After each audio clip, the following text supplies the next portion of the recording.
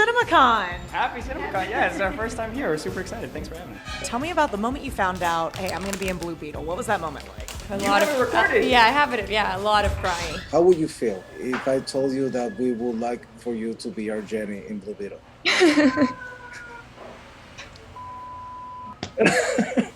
Okay.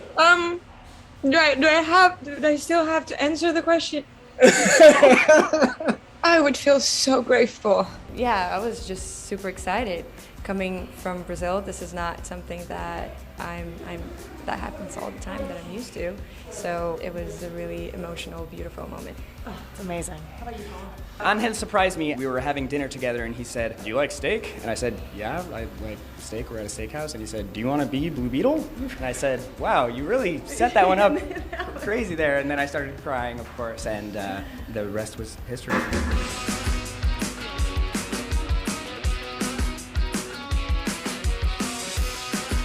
What was the experience like being out there? It was great. It was amazing. We had a great time. We got to see an extended version of the trailer. Extended version of the trailer. I blacked out, so I don't remember any of it. But it was a great time. It was really great to see all the DC fan movies coming out this year, and yeah, seeing the extended cut was great. Yeah, I like how you have your Blue Beetle. Yeah, Yeah. I'm committed. I'm committed. I did my Blue Beetle nails. Oh, for you that's guys. amazing. Oh my gosh, you're a Okay, I'm doing right? this for the premiere. Right. Elsewhere at CinemaCon, we also have a close look at the suit, which is awesome. Tell me about some of the qualities of this suit. Tight. No, I mean, the great thing about the Blue Beetle suit is that it really is as creative as Jaime can be. The universe has sent you a gift, and you have to figure out what you're gonna do with it. Whatever you can imagine, I can create. Let's party. You know, the fun is, as we saw in the trailer, is that you get to make the big Buster Cloud swords, and we get to do the blasters and the maces, and Jaime has a really great imagination, and getting to explore that on set, you know, practically was really fun. Getting to, you know, work with different shaped, you know, various objects in your hands is really great. But I think we're just gonna have to wait to the movie to see just how crazy it is. If you could conjure up anything with your own scarab, what would you? It'd be something with food. It'd be some like instant chilaquile maker or something in my hand. Maybe I could get like some frying pans on my hands and make a grilled cheese. Yeah, same. Anything food, anything Brazilian food. I must admit, I'm a very big Cobra Kai fan. I think it's an amazing show, and you obviously had some amazing senseis on that set to kind of guide you along the way. So for this experience, who did you kind of rely on for the Blue Beetle knowledge?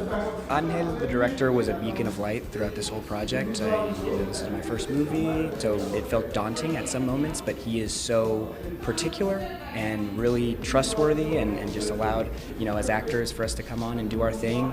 Bruna is another amazing friend that I've made over the course of this journey, and even though it feels like it went like a blink, I hope that I get to work together with everyone. Literally, Yeah, I go watch it. Please. yeah. With the tide shifting in the Peter Safran and the James Gunn, it goes, okay, what happens from here? So it seems like, you know, they're saying this is a standalone. If this does well, we're going to keep it going. Yeah. I mean, I think the great thing about Blue Beetle is that we've kind of, you know, conjured it as a standalone. So I think it's nice to get to, you know, explore this character. But yeah, in its success, we're ready to fold in all the characters into the rest. At the very least, you know, I feel as the work has already been done. You know, really the main thing is opening doors for more people. So once the movie comes out, like, it's out of our hands. Now, Bruna, are you an original character? You guys. Sort of? Yeah, sort of. Yeah, sort of. There's a Jenny in the but not. Yeah, It's not quite the same Jenny. Yeah, I think Jenny is closely connected to a lot of characters that we know and love. But no, you're bringing Jenny to the screen for the first time ever. Yeah. Developed this own character that's just uniquely yours. Everything was so amazing. Everything was just so fun about it. But I fell in love with the character. She's great. She has great values, and I can't say much. I'm terrified. We got the DC people on the other side of this with the ticking time bomb. If we say anything, yeah, you're a woman in a position of power. Yes, Yeah. which is great. can't say if I. Yeah, I that's can't say, it. Yeah, that's it. That's all I can say about Janie Ford. I think he likes me.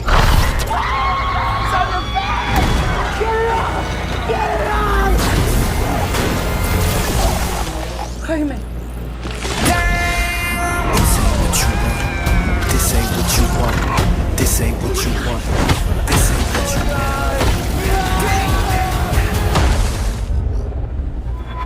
Jaime gets his powers in front of his entire family. What was that experience like for you, just kind of working with this family? That scene where I'm going through the transformation on the first time was done on my 21st birthday.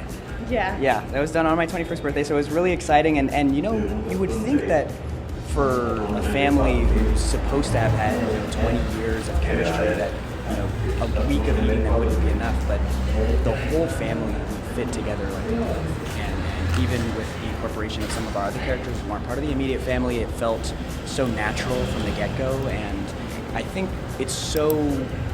that's one of the most charming parts of the movie is that, like you said, the family is looped in from day one. They provide him, I think, a great shoulder to kind of lean on amidst this crazy journey that this young man has to take along. But I'm so grateful that he has a good support system in his family. As every single Latino I know. Yeah, exactly. You can't escape. You can't escape your family.